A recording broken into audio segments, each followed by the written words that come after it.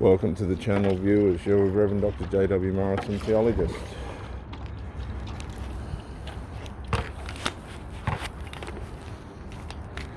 Gosford, Central Coast, New South Wales, Australia. Still dealing with this cough. Wow, it's been a heavy one. 2023 yo-yo virus, they call it. Anyway, we'll battle on. Covert emotional incest or emotional incest, overt, covert, whatever way in which it works, you want to see it, what level or you have experienced it at, starts out of trauma and consummates in trauma. It's a lifestyle of trauma.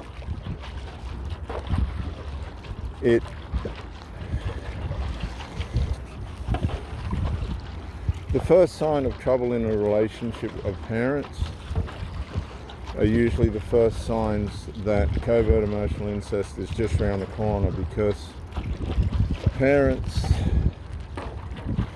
do turn to their children as confidants. Now, this is abuse, and it's abuse in high form.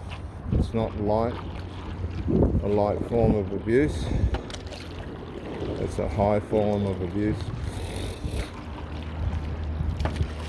which stunts the psychological growth, or at least affects the psychological growth of the child, because they attach to the parent, which interferes with their outward reach in life. The child then becomes possessive of the parent's emotional supply, the parent of the child's, and they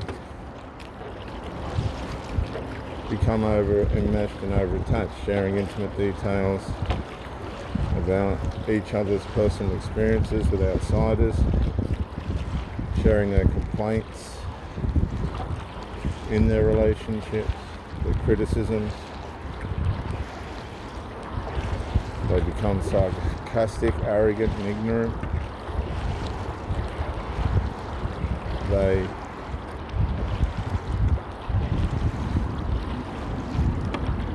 don't have the connectivity in their relationship that they should. The common connectivity. G'day, mate. There's the captain.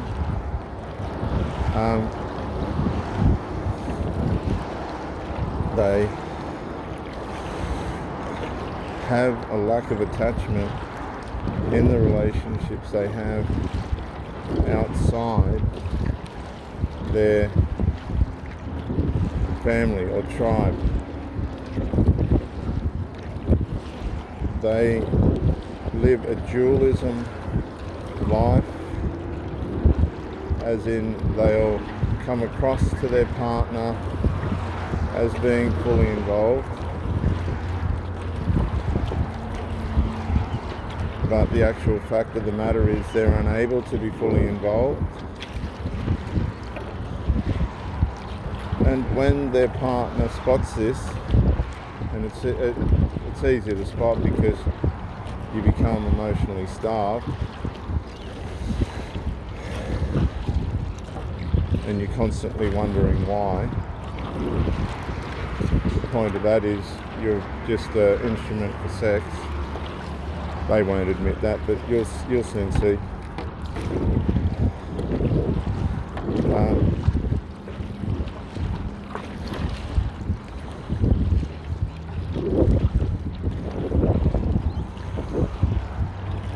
The lack of connection emotionally and communicatively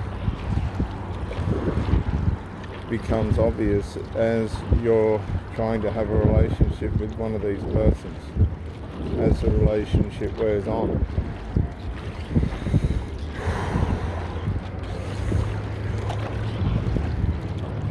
this becomes frustrating. At this point, the partner in the emotional incest dualism situation will adapt slightly to the relationship's needs, but it's superficial. They're quite content with their arrangement within their tribe. You'll be isolated from the tribe at some point because of the conflict excuse me, that begins between the family members over attention. None of this has anything to do with you. They'll try and tie you up in their serial dysfunction. The mother's pedestalized and given authority of the house over to incapable adults. When these children are confronted with the reality that they're in covert emotional incest, they become very hostile, because you cannot challenge the sacredity, the sanctity of the bond between the parent and the child, the sacred bond. But you've called it for what it is, and it's a frustration to your life and a waste of your time in trying to build a relationship with one of these despondents in flying monkeys now attacking the relationship. These attacks will start off covert. If the family member cannot get satisfaction out of the family member that you're with at a covert level, it will intensify and begin to manifest into an overt hostility, out and out overt hostility, where you won't be invited to parties, dinners. You won't even be able to go down and see whoever you're with for a cup of tea. And as a matter of fact, you probably won't want to. The behaviour is pretty pathetic, immature, and unacceptable. You will begin at this point to go into mind stress. People call it in slang head fuckery. This will be of no consequence to the people that you're involved with that are causing it. They live in denial. They're denialists and minimalists. They've let life slip through their fingers usually and have nothing much to show for it. A lot of their money gets wasted on their obsession with drugs, alcohol, and other recreational self-destructive habits by way of drugs, because there's many combinations of drugs now. You will find a lot of these people will have sinus problems and other issues due to smoking and snorting. And as soon as there's an element of unresolved where the partner that you're with in this dysfunctional group of addicts, you need to, now I'll say they're dysfunctional characteristically, but they can be functional in the community. They've learnt how to function and hide and camouflage their habits.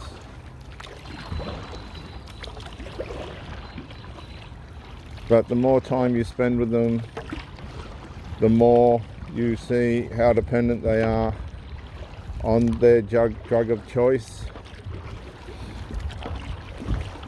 They collude with each other and bond with each other around the drugs in these domestic homes.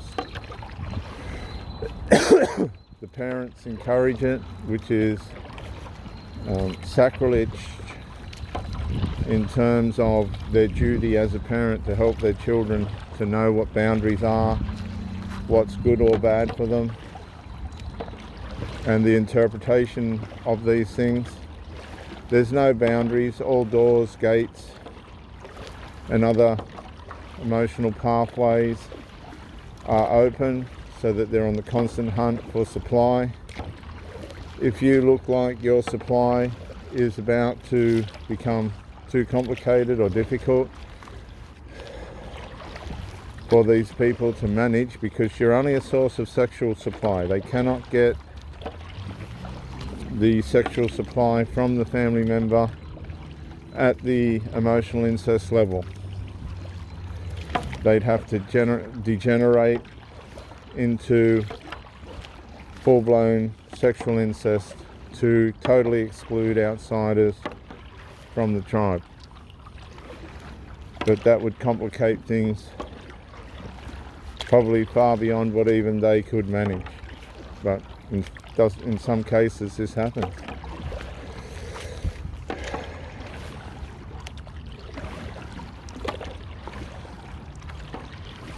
And it's usually drug induced, and the simple way out. They can't manage their relationships, they do lose them and then whinge about the people they've been with instead of self-examining them where they went wrong. They don't comprehend the time that they waste, the life that they waste, and the fact that people can notice and see how negligent they are towards themselves.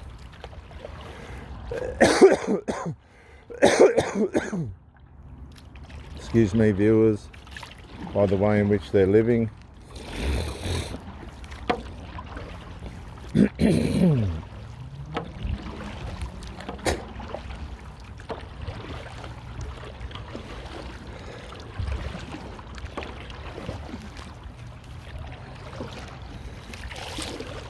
They live in groups that match their style of living, and they all sympathize and have the spirit of I'm a victim hovering over them continually. This justifies their defeated lifestyle, and defeatism attitude, as constructive as they try to be. They always end up in their hidey hole with their drug, and the consequences of that. Again, a lot of them say that money isn't important.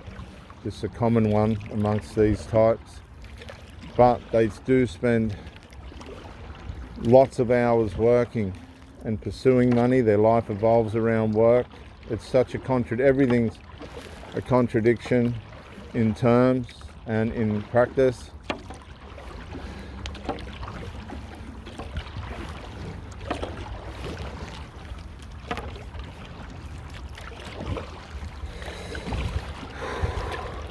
They cause tremendous damage to you if you do try and sort out all the fog and lies and contradictions that they bring with them. The secrecy that they have while you're not around. If you could only be a fly on the wall, it would probably send you off to the psychiatrist for help, wondering how did I get mixed up with this lot. They are drug addicts for the most part. They are steeped in pride and all of the things that embrace around the 7 deadly sins of the Bible. They're conceited.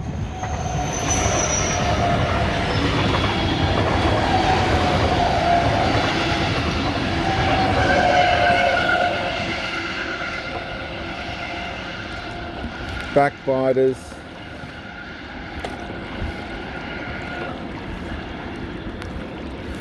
They have husband, wife style relationships with their children to parent.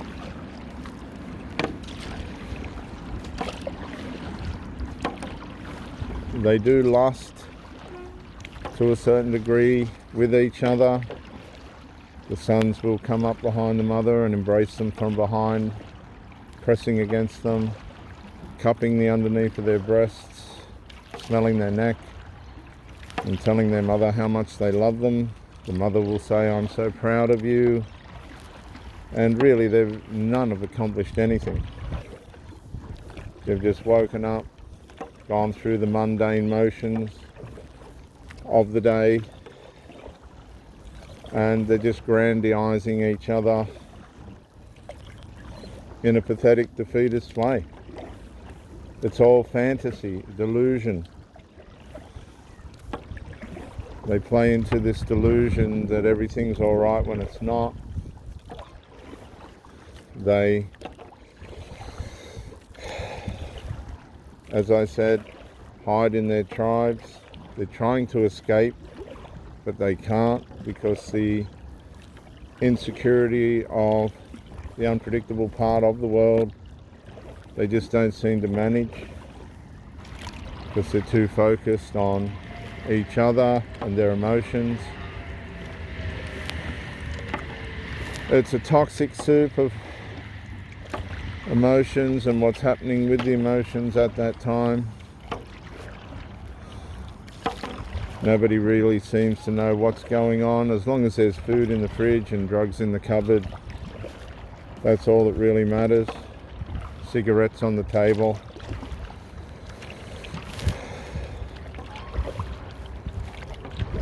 There is a serial dead-end aspect to the way in which they live. They've usually got nothing to show for themselves that really means anything as to the effort they've put in to their lives.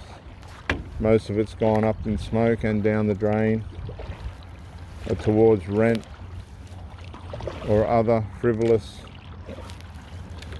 things that leave you with nothing to show for all your hard work. And again, let me remind you, these are conscious choices that these people make.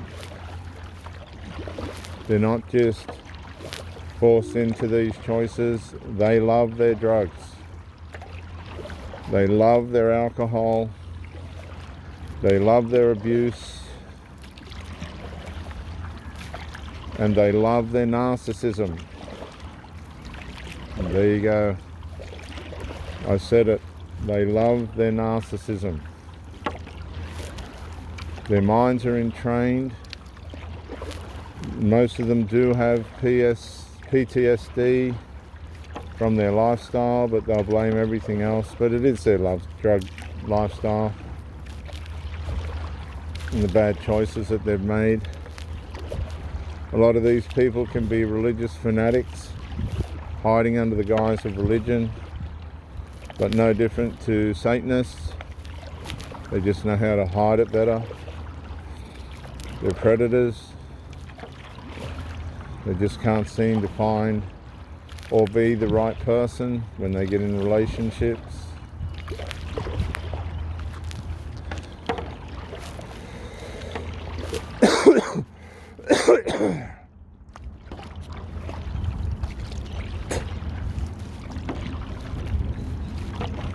The son will idolize the mother, the daughter will idolize the father beyond anything that seems or could be described as normal. In some cases, they think so much about the child or the parent that the level of idolization contributes to the conflict that's already going on inside their psyche. They become addicted to the thought of one or the other. The parent will bow before these young male adults of theirs. I've seen them look up into the eyes of these narcissistic adult children as though they were Neo or Jesus or Muhammad. the awe and the need to be near these dysfunctional children is really just so destructive. And it holds them in this orbit, this destructive field of orbit, where there is no way out. And there's no way out because that's how they've chosen for it to be. They love their covert emotional incest. They love it. They have to have it. And anyone that challenges that will be with hostility pushed away. The level of their maturity and denial is second to none. The panic that takes place if one or the other meets somebody of substance outside the tribe will be second to none. I've seen hostility unparalleled in its display. Unparalleled, absolutely unparalleled. And it has nothing to do with you. It's these people carrying out and living on their emotional incest. It's a safe haven for them. They can't fail. They don't care about the abuse. They don't care about the undermining of their children's psyche. The children certainly don't care about what's going on with the parent because they're getting insights into the private life of the parent, which twitches a lust inside them. They will masturbate and think about their mother or their father at different times. The security comes with that. How spoiled they are. And all this other evil, dysfunctional stuff. And they just bring people in but never reach a level of oneness that would antiquate with a proper, healthy and satisfactory relationship. These people will meet people like themselves, addicts like themselves, that assist in the supply of and join in the participation of consumption of the drugs and alcohol. This gives them a sense of camaraderie as they self-abuse and inter-abuse one another with the substances.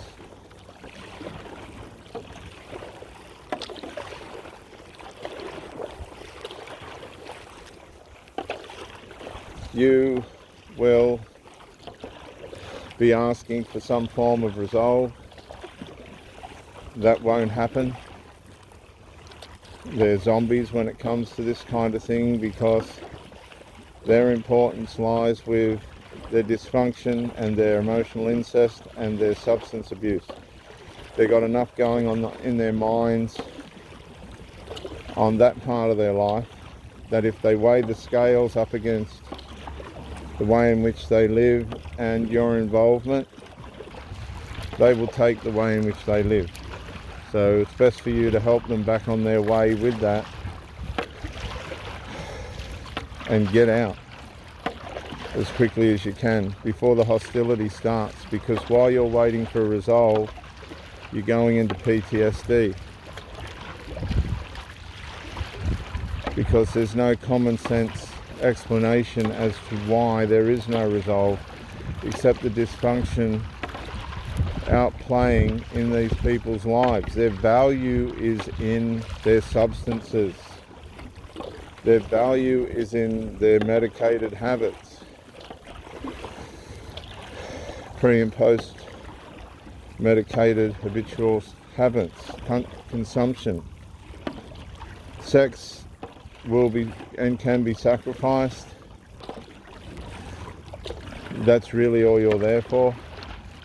You'll see if you stop and have a think about it. And even then, some of these people are hopeless at sex. You won't want to stay around because you'll be thinking to yourself, this is just some kind of a joke. I've said this to some women. Is this some kind of a joke? And then you'll see them meandering around their children and doting over them. Adult children, not children that need their parents. This is extra maternal. This is not about normal parenting. This is extra maternal, doting, spoiling, pedestalizing, enabling dysfunction, supplying substances, drugs, alcohol, nicotine, and participating in a destructive friendships type ally relationship that is abusive and destructive and not representative anything of the nature of a good parent. It's selfish, soulish, and demonic. And at this point, when you see that there has to be some kind of resolve, and that resolve's not being acknowledged, pursued, or partaken in, this will put a pressure on the person that you're with. And this could cause them to go extra relationship. They could find soothing outside the relationship, emotionally and then sexually, and they'll sabotage the relationship rather than resolve the issues. And this is common as well. Again, none of this has anything to do with you. This is the lifestyle that these people have chosen and given themselves over to by way of their infantile, evil, sinful nature. They do become narcissistic because they've got no respect as to the damage they're doing to you.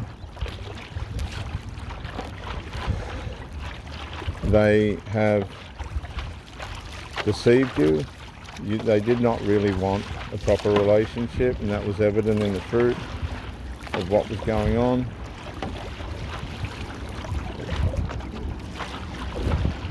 And as you expose to them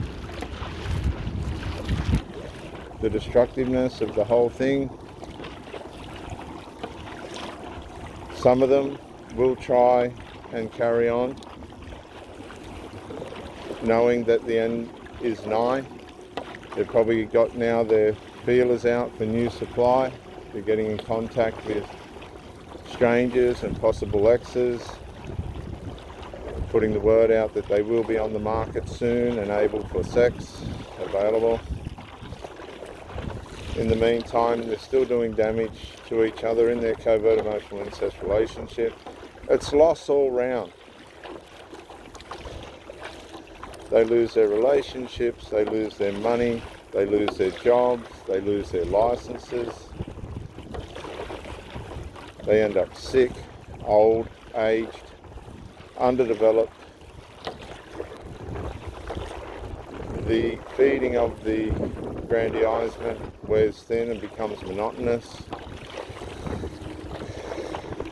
And in some cases, they can become estranged to their children in the end. The children despise them for robbing them of the life that they should have had and not parenting them properly. And the parent despises the children because the children's wasted all their money, possibly run off with a partner in the end, albeit gay or whatever, but they run off, some of them, in the end, and betray the parents' devotion and loyalty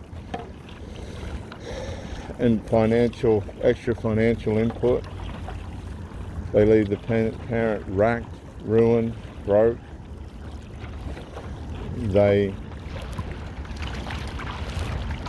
Forget about all the assistance they've put into wrecking the parents' relationships over the years. The parent holds them in spite, and a lot of these people can go to court against each other too, because the children will go after the parents' fortunes, if there are any. In a lot of cases there's not. These people just disappear into the dirt, leave nothing for no one except a trail of destruction and embarrassment and humiliation. And they hide all the way to the grave. They just hide. And that's what victims do. That's all they can do. They got no excuses, no accountability, no responsibility. They just take what they can while they can get it and then move on to the next. This is Reverend Dr. J.W. Morrison, theologist. You can talk to me further about covert emotional incest through my email.